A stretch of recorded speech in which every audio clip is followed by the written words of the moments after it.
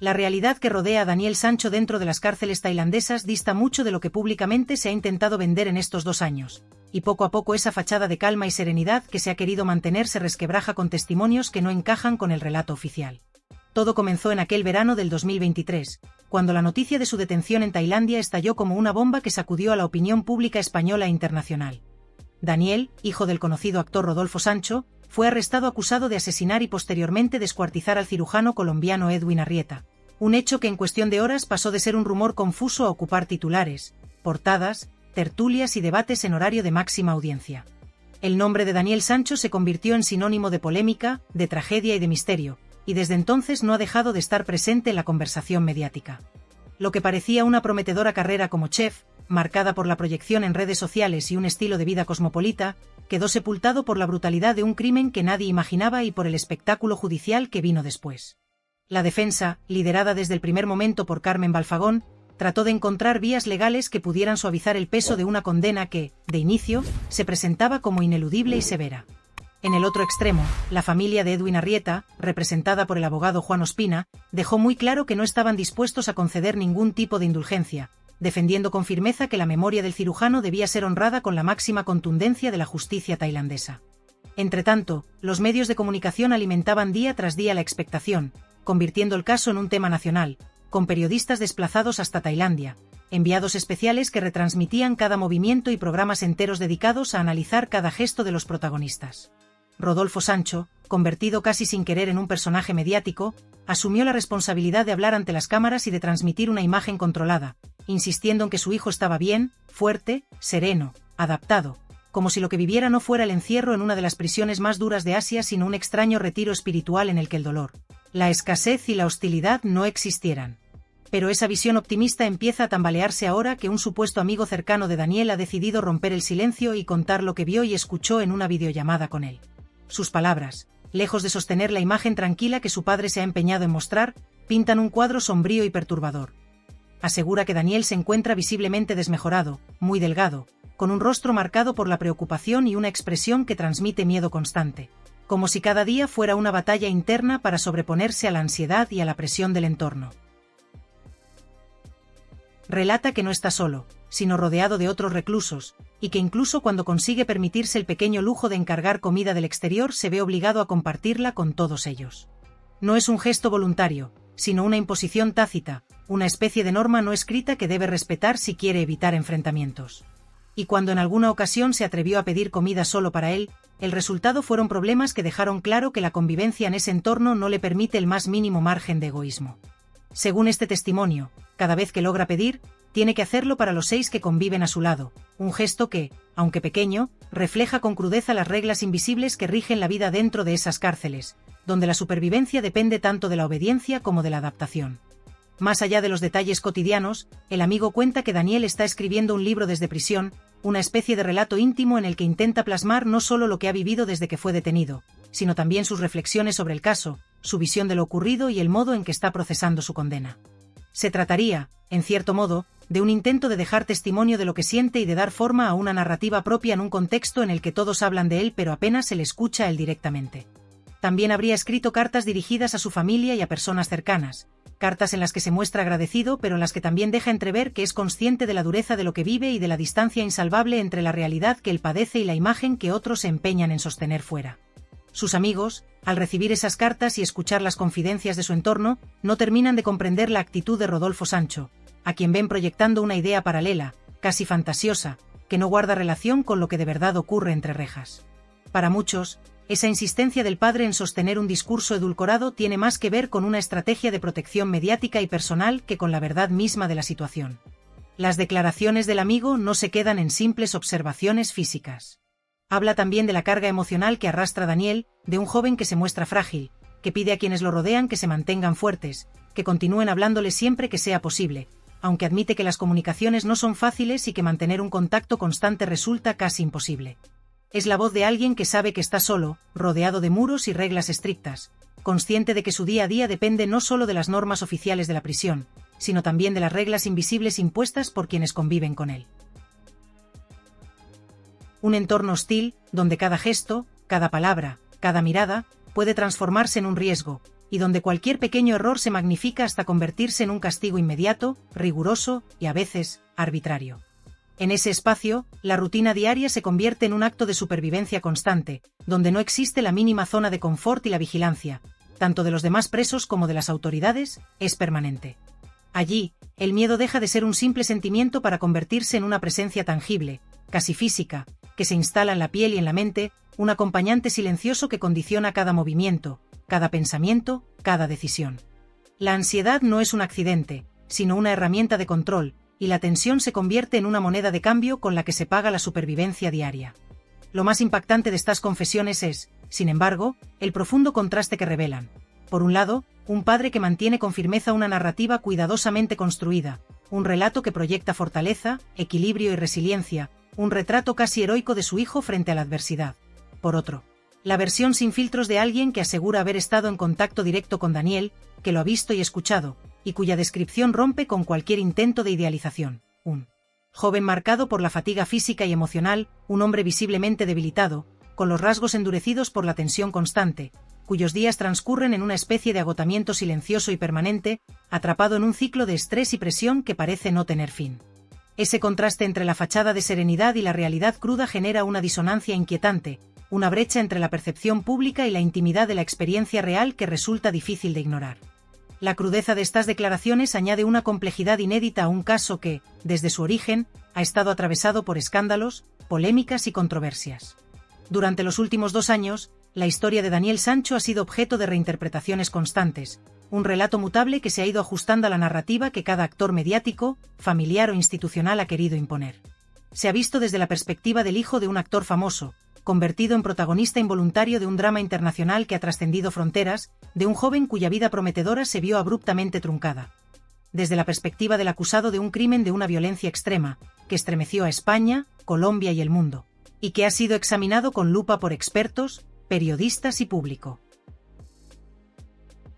Desde la del preso en un país extranjero, sometido a un sistema penitenciario conocido por su rigor y dureza, en el que la rutina, las normas y la convivencia con otros reclusos imponen una disciplina implacable. Desde la del padre que se aferra a la construcción de un relato positivo, con la intención de proteger a su familia y mantener la ilusión de control frente a la opinión pública. Y ahora, desde la perspectiva del amigo que rompe la barrera del silencio para dibujar un retrato mucho más crudo y verosímil, mostrando un contraste que cuestiona la versión oficial, desmontando con cada palabra la narrativa cuidadosamente tejida por aquellos que buscan preservar la imagen de tranquilidad. Este mosaico de voces y versiones, a menudo contradictorio, conforma un rompecabezas narrativo en el que resulta imposible determinar con certeza qué parte refleja la verdad y qué parte es construcción mediática, emocional o estratégica, dejando al lector, al espectador y al propio público en una especie de tensión constante entre lo que se muestra y lo que se oculta. Es imposible ignorar que las palabras de este testigo provocan un efecto inmediato sobre la percepción pública, desestabilizan la sensación de control que parecía sostenerse desde el principio, cuestionan la estrategia mediática de la familia y ponen sobre la mesa la verdadera dimensión de lo que significa estar privado de libertad en un contexto tan extremo. La cárcel tailandesa en la que se encuentra Daniel no es un refugio espiritual ni un lugar de introspección voluntaria.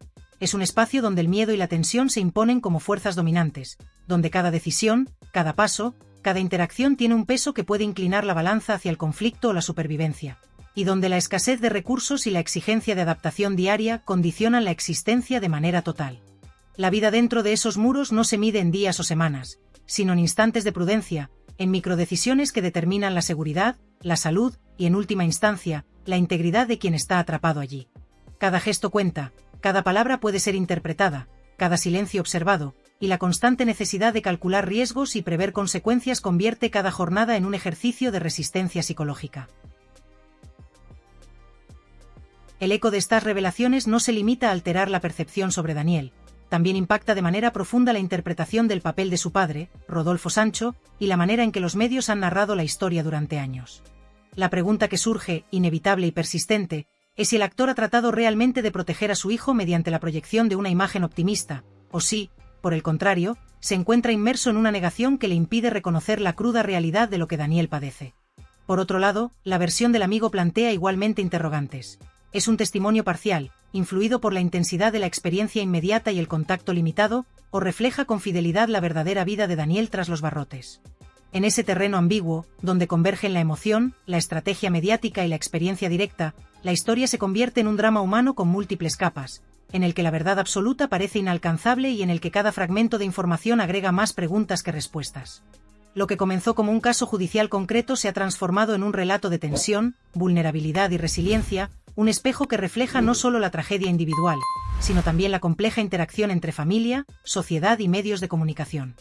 Al final, el centro de toda esta narrativa es un joven cuya vida cambió de manera irreversible, que se encuentra confinado en un espacio hostil, rodeado de normas invisibles, obligaciones impuestas y la constante compañía de sus propios pensamientos, enfrentando la realidad cruda de la prisión y los fantasmas de un pasado que lo persigue. La tragedia de la familia que perdió a un hijo, la lucha de otra familia por sostener su imagen y proteger a su hijo, la presión mediática, los rumores, los testimonios contradictorios, todo se entrelaza en un relato denso, complejo y desgarrador que todavía no ha encontrado un cierre. Daniel Sancho vive en un espacio donde cada día es un desafío, donde la fortaleza se mide en resistencia silenciosa y donde la línea entre la esperanza y la desesperación se vuelve difusa, mientras la opinión pública observa, analiza y juzga desde la distancia, ignorando muchas veces la brutalidad de lo que ocurre detrás de los muros. Hace unos días tuve la oportunidad de hablar con él a través de una videollamada y lo que vi no se parece en nada a la imagen que hasta ahora se ha transmitido al público. Daniel aparece extremadamente delgado, como si el encierro y la tensión hubieran consumido cada gramo de su energía, con una expresión de miedo constante que no se borra ni por un segundo. Su rostro refleja un estado permanente de alerta, como si en cualquier instante esperara que algo terrible fuera a suceder. Esa mirada de terror silencioso choca con la versión optimista que ha transmitido la familia. Un joven adaptado, tranquilo y en paz con su entorno.